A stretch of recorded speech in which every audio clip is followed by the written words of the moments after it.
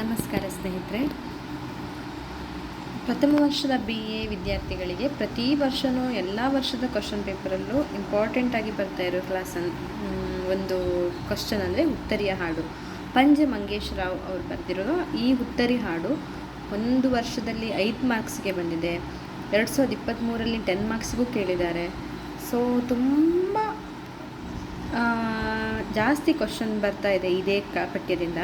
ಹಾಗಾಗಿ ಈ ಪಠ್ಯನ ನಾನಿವತ್ತು ನಿಮಗೆ ಹೇಳ್ಕೊಡೋಣ ಅಂತ ಮಾಡಿದ್ದೀನಿ.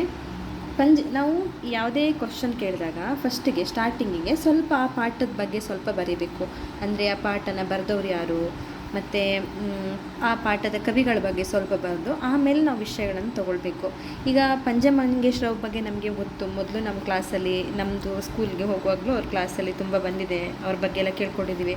ಅವ್ರ ಬಗ್ಗೆ ಏನೇನು ಗೊತ್ತಿದೆ, ಕವಿ ಪರಿಚಯ ಅಂತ ಒಂದು ಸಿಂಪಲ್ಲಾಗಿ ಒಂದು ಸ್ವಲ್ಪ ಲೈನ್ನ ಅದನ್ನ ಬರಿಬೇಕು. ಅದಾದಮೇಲೆ ನಮಗೆ ಏನು ಟಾಪಿಕ್ ಇದೆ ಆ ಟಾಪಿಕ್ ಬಗ್ಗೆ ಬರಿತಾ ಹೋಗಬೇಕು. ಇದು ಒಂದು ಉತ್ತರಿಯ ಹಾಡು.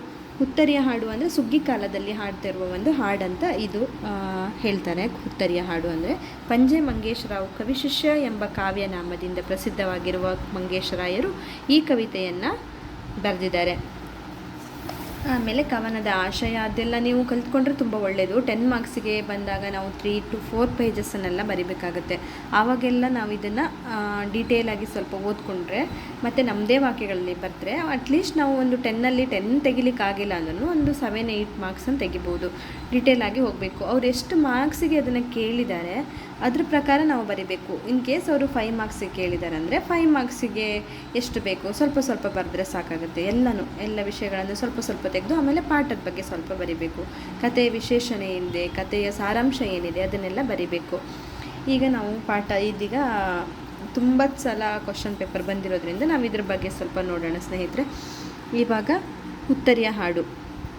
ಉತ್ತರಿಯ ಹಾಡು ಅಂದರೆ ಆವಾಗಲೇ ಹೇಳಿದಾಗೆ ಸುಗ್ಗಿ ಕಾಲದಲ್ಲಿರೋ ಹಾಡು. ಅದರಲ್ಲಿ ನಮಗೇನಿದೆ, ಎಲ್ಲಿ ಭೂರಮೆ ದೇವ ಸನ್ನಿಧಿ ಬಯಸಿ ಬಿಮ್ಮನೆ ಬಂದಳು, ಎಲ್ಲಿ ಮೋಹನ ಗಿರಿಯ ಬೆರಗಿನ ರೂಪಿನಿಂದಲಿ ನಿಂದಳು, ಎಲ್ಲಿ ಮುಗಿಲಲಿ ಮಿಂಚಿನೋ ಕಾವೇರಿ ಹೊಳೆವಳು, ಎಲ್ಲಿ ನೆಲವನ್ನು ತಣಿಸಿ ಜನಮನ ಹೊಲದ ಕಳೆವಳು. ಇದನ್ನು ಅವರು ಅವರ ಊರು ಇದೆಯಲ್ಲ, ಕೊಡಗಿನ ಬಗ್ಗೆ ಬರೀತಾರೆ. ಉತ್ತರಿಯ ಹಾಡಿನ ಬಗ್ಗೆ ಬರೀತಾರೆ. ಸುಗ್ಗಿಯ ಹಾಡು ಅದ್ರ ಬಗ್ಗೆ ಬರೀತಾರೆ. ಕೊಡಗು ಇದು ಕಂಪ್ಲೀಟ್ ಇವರ ಸ್ಟೋರಿಯಲ್ಲಿ ಇವರು ಹುಟ್ಟಿ ಬೆಳೆದಿರೋ ಕೊಡಗಿದೆಯಲ್ವಾ ಅದ್ರ ಬಗ್ಗೆನೇ ಬರೀತಾ ಇರ್ತಾರೆ. ಆ ಊರು ಎಷ್ಟು ಚೆನ್ನಾಗಿದೆ, ನನ್ನ ಕೊಡಗು ಊರು ಹೆಂಗಿದೆ, ಅಲ್ಲಿ ಯಾವ ಥರ ಜನರಿದ್ದಾರೆ, ಯಾವ ಥರ ಊರಿದೆ, ಮತ್ತು ಕೊಡಗಿನಲ್ಲಿ ಜಾಸ್ತಿ ಸೈನಿಕರಲ್ವಾ ಇರೋದಲ್ವಾ, ಕೊಡಗಿನವರೇ ಜಾಸ್ತಿ ಸೈನ್ಯಕ್ಕೆ ಸೇರಿರ್ತಾರೆ, ಅದ್ರ ಬಗ್ಗೆನೂ ಬರೀತಾರೆ. ಸೊ ನೀವು ಏನಿದು ಪದ್ಯ ಇದೆಯಲ್ವಾ, ಇದು ಸಾಲುಗಳನ್ನು ಸರಿಯಾಗಿ ನೆನಪಿಟ್ಕೊಂಡು ಆ ಸಾಲುಗಳನ್ನು ನೀವು ಎಕ್ಸ್ಪ್ಲೇನ್ ಮಾಡಬೇಕು. ನಿಮ್ಮದೇ ವಾಕ್ಯದಲ್ಲಿ ನೀವು ಎಕ್ಸ್ಪ್ಲೇನ್ ಮಾಡ್ತಾ ಹೋದರೆ ಸ್ವಲ್ಪ ಮಾರ್ಕ್ಸ್ ಅದರಿಂದ ತೆಗಿಬೋದು ನಾವು. ಅಲ್ಲಿ ಈಗ ಕೊಡಗಿನ ಜನರು ಏನು ಮಾಡ್ತಾರೆ, ಧೈರ್ಯ, ಶೌರ್ಯ, ಸಾಹಸಗಳಿಗೆಲ್ಲ ತುಂಬ ಹೆಸರುವಾಸಿಯಾಗಿದ್ದಾರೆ. ಅವರು ಆನೆಯನ್ನು ಕೊಂದು ಅದರ ದಂತವನ್ನೇ ರಣಕಹಳೆಯನ್ನಾಗಿ ಮಾಡಿಕೊಂಡಿದ್ದರು. ಅವರು ತುಂಬ ಯುದ್ಧ ಪ್ರಿಯರು. ಹಾಗೆ ಅವರು ತುಂಬ ಧೀರರು, ಗಂಡುಗಲಿ ವೀರರು. ಹೀಗೆ ಅವ್ರ ಬಗ್ಗೆ ಎಲ್ಲ ಬರಿಬೇಕು, ಕೊಡಗಿನವರ ಬಗ್ಗೆ. ಮತ್ತು ಅವರು ದಾಸ್ಯಕ್ಕೆಲ್ಲ ಒಪ್ಪಲಿಲ್ಲ, ಸ್ವಾತಂತ್ರ್ಯಕ್ಕಾಗಿದ್ದರು. ಆಮೇಲೆ ನಮ್ಮ ಕೊಡಗು ಯಾವತ್ತೂ ಯಾರಿಗೂ ಬಗ್ಗುವುದಿಲ್ಲ, ನಾವು ಯಾರಿಗೂ ಬಗ್ಗುವುದಿಲ್ಲ. ಕೊಡಗಿನ ಜನಗಳು ಹಾಗೆಯೇ, ನಾವು ಸೈನ್ಯದಲ್ಲಿದ್ದವರು, ಸೈನಿಕರ ಸಮಾಜಕ್ಕೆ ನೀಡಿದವರು ನಾವು, ಹಾಗೆ ಹೀಗೆ ಅಂತ ಜಾಸ್ತಿಯಾಗಿ ಕೊಡಗಿನವರ ಬಗ್ಗೆ ಬರೆದಿರ್ತಾರೆ. ಯಾಕಂದರೆ ಕೊಡಗಿನವರು ವೀರರು, ಅವರು ಸೈನ್ಯಕ್ಕೆಲ್ಲ ಸೇರಿರ್ತಾರೆ. ಹಾಗೆ ಅದ್ರ ಬಗ್ಗೆ ಬರ್ತಿರ್ತಾರೆ. ನೀವು ಒಂದು ಸಾಲುಗಳನ್ನು ಓದ್ಕೊಂಡು ಅದರದ್ದೇನು ಇದಿದೆ ಅರ್ಥ ಇದೆಯಲ್ಲ, ಅರ್ಥನ ಒಂದು ಸಲ ಓದ್ಕೊಂಡ್ರೆ ನಿಮ್ಮದೇ ವಾಕ್ಯದಲ್ಲಿ ನೀವು ಬರೀರಿ. ಅದೇ ಥರ ಬರ್ಕೊಂಡು ನೀವು ಒಳ್ಳೆ ಚೆನ್ನಾಗಿ ಮಾರ್ಕ್ಸನ್ನು ತೆಗಿಬೋದು. ಇದರಲ್ಲಿ 1 2 3 4 5 ಪ್ಯಾರಾಗ್ರಾಫ್ ಥರ ಬರುತ್ತೆ. ಆ 5 ಪ್ಯಾರಾಗ್ರಾಫನ್ನು ನೀವು ಓದ್ಕೊಂಡು ಅದರ ಅರ್ಥವನ್ನು ಓದ್ಕೊಂಡ್ರೆ ಸ್ವಲ್ಪ ನೀವು ನಿಮ್ಮದೇ ವಾಕ್ಯಗಳಲ್ಲಿ ಮತ್ತೆ ಅದ್ರ ಬಗ್ಗೆ ವಿಚಾರಣೆಯನ್ನು ಮಾಡ್ತಾ ಹೋದರೆ, ವಿಷಯಗಳನ್ನು ಹೇಳ್ತಾ ಹೋದರೆ ಅಟ್ಲೀಸ್ಟ್ ನೀವು 10 ಮಾರ್ಕ್ಸಲ್ಲಿ 5 to 6 ಮಾರ್ಕ್ಸ್ ಅಂತೂ ತೆಗಿಬೋದಲ್ವ. ನಿಮಗೆ ಎಕ್ಸಾಮಿಗೆ ತುಂಬ ಲೇಟ್ ಆಯಿತು, ಓದಲೇ ಇಲ್ಲ, ನಾವು ಓದಲಿಕ್ಕೆ ಶುರು ಮಾಡಿದ್ದೇ ಲೇಟ್ ಆಗೋಯಿತು, ಇನ್ನೇನು ಎಕ್ಸಾಮಿಗೆ 2 days ಇದೆ, 1 day ಇದೆ, ನಾವು ಎಂತ ಓದೋದು ಅಂತ ನಿಮಗೆ ಟೈಮ್ ಕೂಡ ಇರೋದಿಲ್ಲ ಅಲ್ವಾ. ಅಂಥ ಸಂದರ್ಭದಲ್ಲಿ ನೀವು ಜಸ್ಟ್ ಪ್ಯಾರಾಗ್ರಾಫ್ನ ಓದ್ಕೊಂಡ್ರೆ ಅದ್ರ ಜಸ್ಟ್ ಅಲ್ಲಿ ವಾಕ್ಯಗಳನ್ನು ಅರ್ಥ ಮಾಡಿಸಿ ಬರೆದಿದ್ದಾರಲ್ಲ ಅದನ್ನ ಒಂದು ಸಲ ಓದ್ಕೊಂಡ್ರೆ ನೀವು ಪುಸ್ತಕದಲ್ಲಿ ಇದ್ದ ಹಾಗೆ ಕಾಪಿ ಮಾಡಿ ಬರಿಬೇಕಂತ ಇಲ್ಲ. ನಿಮ್ಮದೇ ವಾಕ್ಯಗಳಲ್ಲಿ ಅದಕ್ಕೆ ಸಂಬಂಧಪಟ್ಟ ವಿಷಯಗಳನ್ನು ಬರಿತಾ ಹೋದರೆ, ಮತ್ತು ಯಾವಾಗಲೂ ನೀವು ಒಂದು ಪಾಠ ಇದೆ ಅಥವಾ ಒಂದು ಪದ್ಯ ಇದೆ ಅಂತ ಆದಾಗ ಅದು ಯಾವ ಪದ್ಯ ಯಾವುದಕ್ಕೆ ಸಂಬಂಧಿಸಿದೆ, ಅದರಲ್ಲಿ ಏನೆಲ್ಲ ವಿಷಯಗಳನ್ನು ಇನ್ಕ್ಲೂಡ್ ಮಾಡಿಕೊಂಡಿದೆ ಅಂತ ನೀವು ಫಸ್ಟ್ ಒಂದು ಅರ್ಥ ಮಾಡಿಕೊಂಡ್ರೆ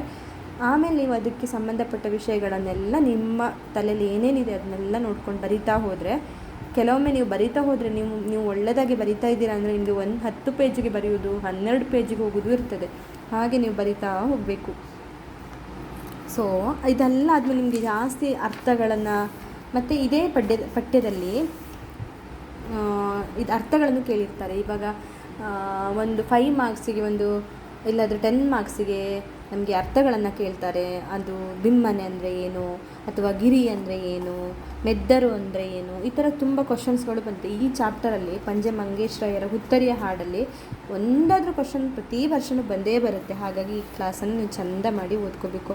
ಮತ್ತು ನಿಮಗೆ ಡೀಟೇಲಾಗಿ ಆವಾಗ ಹೇಳಿದ್ನಲ್ಲ ನಾನು ಕಥೆಯ ಸಾರಾಂಶ ಏನು ಅಂತ ಓದ್ಕೊಂಡಾಗ ನಿಮಗೆ ಅಟ್ಲೀಸ್ಟ್ ಒಂದು ಅದರ ಬಗ್ಗೆ ಬರೀಲಿಕ್ಕಾದರೂ ಏನಾದರೂ ಒಂದು ಸ್ವಲ್ಪ ಐಡಿಯಾ ಸಿಗ್ತದೆ. ಸೊ ನೀವು ಯಾವಾಗಲೂ ಬೇಗ ಟೈಮ್ ಇಲ್ಲ ಅಂತಾದಾಗ ಆ ಸಾರಾಂಶಗಳನ್ನು ಚೆಂದ ಮಾಡಿ ಓದ್ಕೊಂಡ್ರೆ ಸ್ವಲ್ಪ ನೀವು ನಿಮ್ಮದೇ ವಾಕ್ಯಗಳಲ್ಲಿ ಬರೀಲಿಕ್ಕೆ ಈಸಿ ಆಗ್ತದೆ.